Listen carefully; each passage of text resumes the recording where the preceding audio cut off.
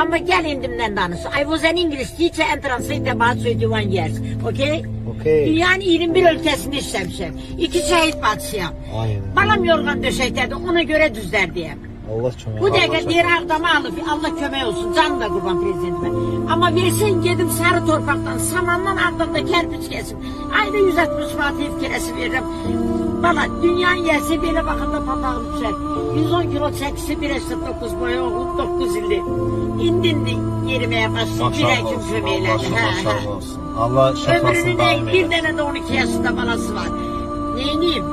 Allah Hele şefasını. bir sen durup güne 8 saat. Hiç o şey yoktu. Daxili İşlər Naziri. Onda belə can güdən oğlanlar var. Bir saatdan artıq ayaqsa duramırlar. Orada bir iş deyir, oğlumun dostu. Deyir, ana necə gedir orada durur. Ben deyir, elə məhətdə aparatda nədir bu? Ağdanı sıxala. Deyəcəydim, yes of course. Bəli. Çox şeylər yapmışam. 15 ildir bunu atmışam. Neyniyim? En axırıncı iş yerim Şimali İrlandiya, Dublin. En aşağısı güne 26 manatım benim olmalıdır. Çöreksiz, yemeksiz, derman pulu. Saat 4'e kadar dururum burada. Neyiniyim?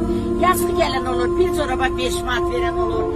Bir de görsek 20 manat verir, hala dur gidiver. Yani Allah cemaatinize değmesin. Allah sizler mevzusundan eylesin. Allah ömrünü sağlam Sağ ol, eləsin. sizlere de Bərəkətli birinci eləsin. can sağlığı, anaları incitmeyin. İkinci ruzu verin. Allah sizə ömür versin. Sağ ol, sağ ol.